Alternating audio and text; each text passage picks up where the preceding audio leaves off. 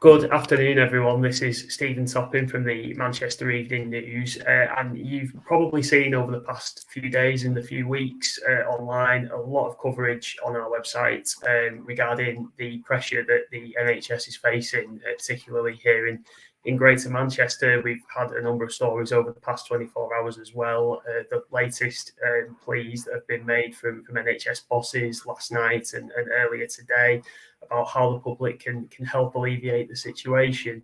We're really grateful to be joined today by Mandy Philbin. She's the chief nurse for NHS in Greater Manchester. And Mandy, thanks for joining us today. Thank you. And Mandy's going to just tell us, going to ask a few questions about the situation at the moment, and obviously just get the key message as well in terms of what people can do to help with the problem. So first of all, Mandy, it's obviously a very busy time for the NHS in Greater Manchester. What would you like to say to people at home at this moment in time? I think I'd like to acknowledge that, yeah, it is a very busy time. We've had a couple of bank holidays, we've had previous strikes. But actually the system is really intense at the moment. And when I describe system, I very much mean both primary care, social care, as well as hospitals, even though hospitals mainly get the media. You will be managed, your care will be managed if you need to see health care or social care services. But what's difficult is the amount of time that people are actually waiting, the amount of people that's going into A&E, and that's really main media interest at the moment. So what I'd like to say is try and manage self-care. Think about how you can manage looking after yourself coming into the bank holiday, and actually really understand where you can get support and services from, such as online, which is 111, pharmacists, very much around self-medication for that, GP services, which might be face-to-face or a telephone consultation, and actually just rallying families around to help manage people that might be suffering with loneliness at this time of year, particularly if we've got mental health issues, actually contact mental health crisis line. So there's lots of services out there that are still available to you. Just A&E is not the main place to be attending unless you really, really need to. Of course. And just kind of on that note, what would you say to people who are feeling sick at the moment and perhaps normally they would look to go to A&E? At what point is the appropriate time now? It's really difficult. Sorry, Stephen. It is really difficult. I think a lot of people are suffering with respiratory problems. People still got COVID. You know, we've got 12% of patients in as hospital with COVID still, even though people think it's gone away. There's high-level respiratory problems. So normally you'll be able to manage that. So take your over-the-counter medications. If you've got a fever, take some paracetamol, take some Brufen if you're able to tolerate that. If you need an ambulance, it's about life-threatening illness. So is it becoming where you've got increased difficulty in breathing? Some people with respiratory problems, if they've already got a respiratory disease, it really tips them over edge if they've got a chest infection on top of that. Think about self-medication first. You understand your own body, and think about when you actually need help, but what help do you actually need? Yeah, of course. If you are just joining us, we've been on for a few minutes now. I'm joined by Mandy Philbin, who's the chief nurse for NHS Greater Manchester, and we're just discussing a few of the key issues that the NHS is facing here in the region at the moment that you'll have probably seen online. And I guess so. My next question, Mandy, it would be, just how bad is the situation in Greater Manchester? And we'll start off by looking at the hospitals here first of all. I think hospitals' main focus for media, it's actually people that can see ambulances lined up outside. They understand that patients are waiting a long time to be seen. That experience is really poor. That's variable across Greater Manchester. So some areas are managing it reasonably well. And when I say reasonably, it means that they're still under pressure. Some A&Es we know that have got outstanding waits. What I would say is Greater Manchester is not unique. We've had bank holidays. We're coming into New Year bank holiday. It is always a busier time of year. So nationally and regionally, people are under pressure in hospitals. What I can see in Greater Manchester is that people's coming together on a professional level, both health and social care, to try and resolve them problems. What we need to do is actually make sure people that need to be in hospital are the right ones. So people that might be needing social care, we've got social workers quickly intervening in their care to be able to discharge patients. That allows that what we describe as patient flow to actually from an A&E back in an ambulance into a care bed setting. Yeah, of course. And you've mentioned as well the issues that are being faced in sort of general practice as well. Do you want to just tell us a little bit about how those services are feeling the strain at the moment? Yeah, general practices are obviously front door to any kind of primary care treatment. What I would say is the general practices are managing. I'm saying that they're very stretched and they're very pushed. They've still had an impact of COVID. We do know that GP practices are still able to provide face-to-face appointments. A lot of GPs are providing urgent care, same-day appointments. So if you've got respiratory problems on top of a chest infection, GPs will see you, will treat you. An area that we've done a lot of work in Greater Manchester is very much around developing our pharmacy services.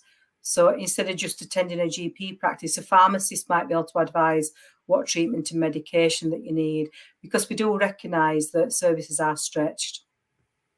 Yeah, no, of course, of course. And in terms of those services being stretched at the moment, what are the key reasons kind of behind that and the situation that we're seeing at the moment? It's multiple. There's not just one answer to that, unfortunately. If it were, it'd be simple to solve. It's multiple. We've got a lot of more patients attending A&E, attending GP practices. In Greater Manchester, we've been able to put a lot more sessions on in GP practices. We've improved access into dental care, for example, some key areas that we need to be, we have looked at in past. It's multiple. We've got patients in hospital waiting for social care. We've got crises around workforce staffing, which can be short-term staffing issues as well, because nurses and doctors like anybody else will get chest infections, will get cold. What we find is a staff are quickly in responding to get back into work, recognising what we need to do for patient safety. Yeah, of course, yeah. If you are just joining us, we are live talking to Mandy Philbin, who is the chief nurse for NHS Greater Manchester, just talking about the severe pressures that are being faced by the NHS here in Greater Manchester at the moment. And just in case anyone missed the start of our conversation, Mandy, do you want to just recap on what was the kind of key message really that you had for people who are watching at home? So key messages where you can manage your own care. Please manage your own care. Access it over your counter medications. Access it through your pharmacist. It's really difficult to describe what's life-threatening because it sounds like it's common sense, but people get confused. So the kind of things that we think about life emergencies is very much if somebody collapsed, if somebody were having significant chest pain, so it might be a heart attack that might be just presenting itself. Obviously, a lot of information has gone around stroke services, where if you actually got any immediate weakness, increased confusion, these are kind of things that people in A&E need to be seeing, to maintain really good care. If you've got chronic back problems, that's not life-threatening. It's not comfortable by any shape of imagination, but it's not life-threatening. I've come across patient stories where they've attended A&E because they've got toothache. Now, it's not nice, but actually A&E is not the area to be managing that care. You need to go to dental care. Greater Manchester's done a lot of work around mental health services in particular to make sure that people can access mental health services much earlier on. And people are known to mental health services. Their families might be able to reach out to them services to help them. Because again, emergency departments are not the ideal places. They're not ideal places for mental health issues, but they will be seen if they attended A&E, but it's not an ideal place. Think about services and people that you've got around you to call on. Yeah, of course. Yeah, no, really, really important message for people who are watching today. And you've already sort of discussed the reasons why it's such a problem at the moment, but are you expecting that things are likely to get worse in January at all? I think where we've got respiratory infections, we're really stretched already. I've just left a call earlier this afternoon where everybody across Greater Manchester is coming together to see what solutions we can find. The pressure's there. The ambulance pressure seems less today. than what it were yesterday. That means that you've got patients in hospital that need moving through that patient flow position. So it's really important that we just continue to work together, make sure we've got right care to maintain right services. It's going to be really difficult. Yeah, of course. And what kind of help do you think that the system sort of needs to resolve the issue at the moment? I think working together, and in Greater Manchester, that is unbelievable what we can see people do. From an A&E perspective, we might be sending staff in from ward areas into A&E to manage emergency care at that point.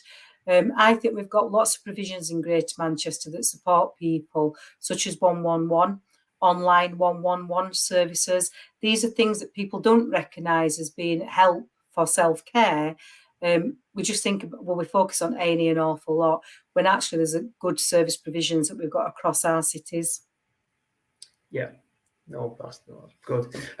Brilliant. So just, I guess, to kind of recap at the moment, if you have just joined us, we are speaking to Mandy Philbin, who is the chief nurse of NHS Greater Manchester, and it just follows the pieces you'll have seen online on the MEN in recent days and weeks about the sort of pressures that the service is facing here in the region. And I guess one of the key things really, Mandy, that sort of ties everything together that we've spoken about so far is what is the sort of main way really that the public can help in this situation? Yeah, recognising when you actually need help, A&E help, and actually reaching out through 999, through your ambulance services. People know when they need that, which is that life-threatening area. What I've tried to focus on an awful lot is around self-care, actually self-medications, making sure your prescriptions are in order, making sure that you've got access to GP services if you need that. 111, I've mentioned, is both online or that telephone number, and also calling out to mental health services if you're already under their care, because we know that at Christmas it can be quite a lonely time and people can feel unwell mentally. That impacts physically. So reach out to services that you've got to be able to talk through your care and see if there's any more help that's readily available. Yeah, brilliant. And just in case anyone who sort of missed it earlier on, and you sort of mentioned the situation both in hospitals and in general practice as well, if you could just sort of describe again kind of the situation that both those services are facing at the moment. Yeah, all services are stretched. That's probably a good way to describe it. Services are managing. What it does mean is your experience might be poor, so people might find it difficult to access GPs, but we have got GP facilities that you can access, or 111. If you're attending A&E, you might, if you're not an emergency requirement, you might have to wait longer for your care, which is not healthy, and you're not in an environment that's conducive to making you feel better either. So I think your patient experience is really fundamental, Stephen. Of course, yeah. And I guess just finally then, is there just one sort of last key message that you've got for people who are watching this afternoon? Yeah. If you need services, and when I talk about services, I particularly mean ambulance and A&E, the services are still there in Greater Manchester, so please don't think that they're not. What we're asking is, please only consider using these services if it's life-threatening and you really, really need it. If we're talking about a toothache or a backache or a mild chest infection, please use other resources that's available to us, either medication, 111, your GP services. Please don't be phoning an ambulance and stretching and denying somebody who really does need it because they're being called out to yourselves. Brilliant. No, thank you so much for your time today, Mandy. I really appreciate that. That's Mandy Philbin, who's the chief nurse for NHS in Greater Manchester. Thank you for joining us today.